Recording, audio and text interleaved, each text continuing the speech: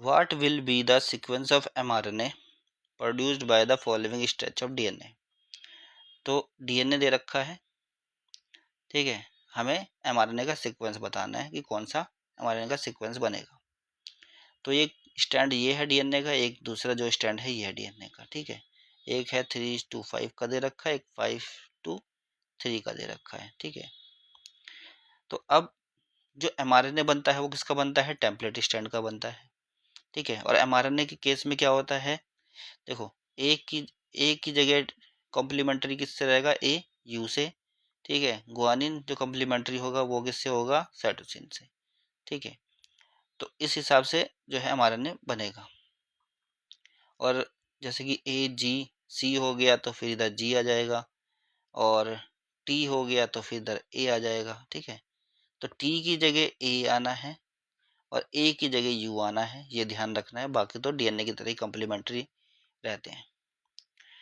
तो एक template stand को अगर हम बनाए, ठीक है, इस स्टैंड का अगर हम mRNA बनाए तो क्या बनेगा, देखो ए की जगह क्या लगता है, ए की जगह लग जाता है टी, बट टी जो है mRNA के केस में नहीं होता है, उसकी जगह लग जाता है यूरेसिल, ठीक है। तो यू हो गया, टी का ए हो गया, जी का सी हो गया, सी का जी हो गया, ए का टी होना है तो यू हो जाएगा, टी का ए हो गया, ये हो गया सी, आगे हो गया जी, ए का यू, टी का ए, और जी तो सी, सी का मतलब जी, ए यानी कि यू, टी, टी के अपोजिट क्या लग जाएगा ए, और जी के अपोजिट क्या लग जाएगा सी। तो ये बन गया हमारा mRNA 5:3 का, ठीक है। या फिर इसको करने का और भी आसान तरीका है, हमें पता है कि जब अपोजिट कंप्लीमेंट्री स्टैंड बन रहे हैं, ठीक है, टेम्पलेट स्टैंड का केवल बस यू में डिफरेंस है, ए की जगह यू लगना है, जहाँ टी लगना है वहाँ यू लगना है। तो इसका जो कंप्लीमेंट्री स्टैंड है कौन सा है, ये वाला है नीचे, ठीक है, डीएनए का दूसरा वाला स्टैंड। तो हम कोडिंग स्टैंड को अपोज बिल्कुल सेम सेम लिख देंगे, ठीक है। ये कोडिंग स्टैंड हमने लिख दिया बिल्कुल सेम सेम, ठीक है, कुछ भी चेंज करने की जरूरत नहीं है, क्योंकि ये इसी का ही तो बना हुआ है, इसी का ही अपोजिट स्टैंड है डीएनए का, ठीक है, डीएनए का ही अपोजिट स्टैंड है ये।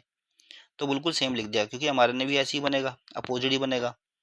अब इसमें जहाँ जहाँ पे टी है वहाँ वहाँ पे कर दो यू, ये कट गया, ये कट गया, ये कट गया, ये कट गया, ठीक है। तो यू यहाँ आ गया, यू यहाँ आ गया, यू यहाँ आ गया, और यू यहाँ आ गया, बन गया हमारा ये वाला जो है mRNA का सीक्वेंस।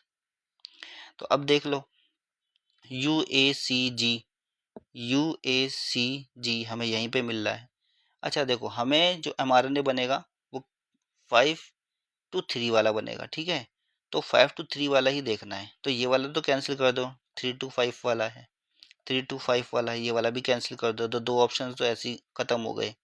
अब यू वाला है, तो यू इसमें ही दिख रहा है, ए है इसमें, तो ये तो ऑप्शन गलत हो गया, तो राइट आंसर यही है।